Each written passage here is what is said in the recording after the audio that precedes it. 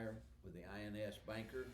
Good to have you bankers and investors, entrepreneurs with us today. We're doing a series on good basic money principles, money mindset, and today's video is number 4 on let go of negative money ideals. Money input. It could come from your household, your family members, your mother, father, grandfather, anybody that might have negative comments about your future ability to earn a level of wealth that you have for yourself. So let go of those is the point, and do not hear that seriously. Many people push away wealth by establishing unproductive money rules for themselves. They say things like, I'll never be wealthy. Money just doesn't run to my family. I'll always be stuck in this low-paying job. Those kinds of negative phrases and comments should not be part of your vocabulary. Wealthy people have a much more productive internal conversation with themselves. They read books regarding finances. Personally, I'm just now thinking about that, but I was a massive book reader. I still read books about generally a very narrow focus, and I'm a little bit embarrassed to admit that to you, but I'm not widely interested in a lot of different subjects. I'm interested in investing. I'm interested in real estate. I'm interested in accounting. I'm interested in tax reduction strategies. I'm interested in things that are financial, and I just do not get bored with it. And so I'm not saying that you have to do that, but it will help if you'll read a few books about it, help get in your mindset maybe some of those things that you glean from the books regarding money matters. I want you to take on the next 30 days from this video that you hear about that, to read a book or two regarding finances, and to set that as a goal for yourself, and make sure you're consistent with acquiring the wealth that you desire going forward, and just overall get more positive about it. I say this to you, if there's many of you out there, and I think most of Americans do fall in this category. They don't have a plan. Maybe I think they want to have a level of excess so that they're not under the stress and the difficulty of having too little and having to live on credit cards or run up credit card debt that we've talked about in past videos. It's excessive in our country today, and I don't want you to be one of those. As I sit here before you at my advanced age, I can't think of ever a time in the past that I've owed credit card debt. Even in my real estate investing, I did not, like so many, use credit cards and the debt of credit cards to buy real estate. I did borrow money, but I didn't use a credit card for whatever reason. I don't know that I did that with any intentionality, but I didn't. As I think about it, I didn't do that.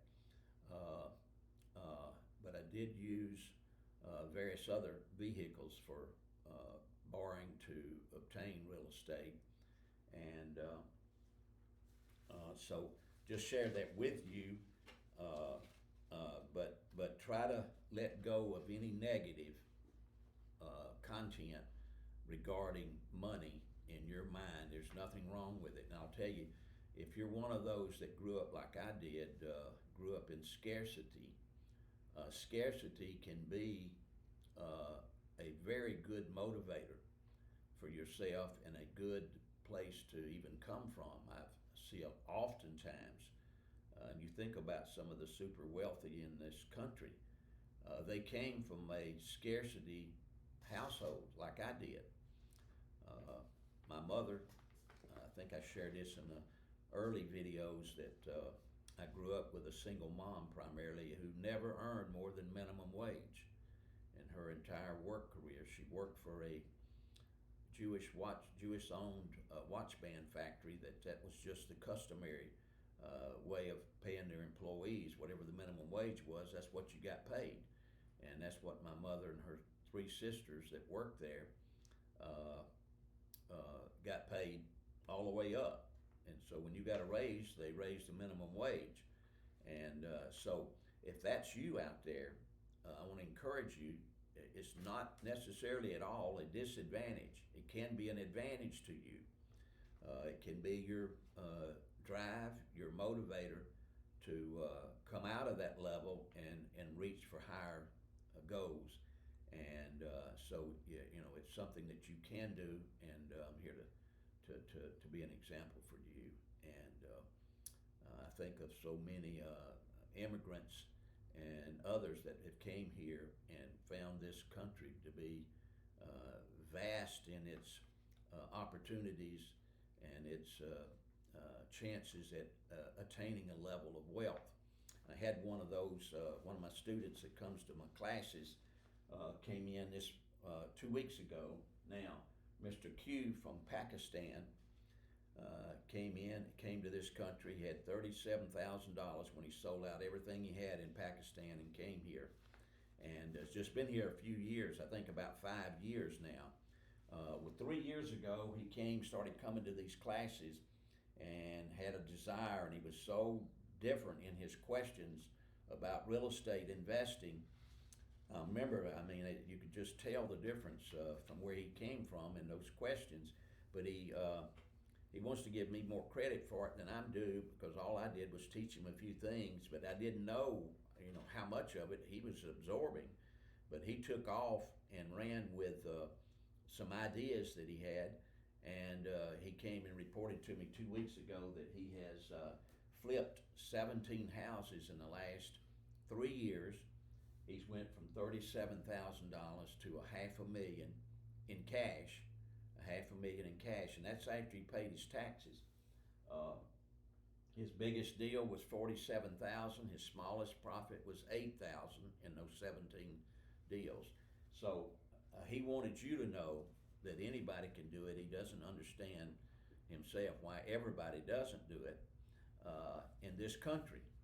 And so let that encourage you today. You can do the same thing. This man had disadvantages that you don't have, most likely, and he's already halfway to his goal of being an accredited investor, which is my goal for all of you. I've said that from day one when we began this channel and this talk about having a banking mentality and thinking like a banker. Is to get that accredited investor level of $1 million of net worth. $1 million of net worth, and I know that Mr. Q will be there very soon. He's already he's halfway there in 3 years, and I ask you guys to think in terms of a 10-year plan, 10 to 12-year plan of getting that to that level, and you'll be in the top 5 or 6% of all Americans in this country, and will be a good example to your family, your friends, your peers. So let's do that today. This pretty much wraps up. I just don't want any negative. That's the point. Do not receive negative information regarding building wealth for yourself and your family. So thank you today. Like and subscribe to our channel, and I'll see you in the next video, part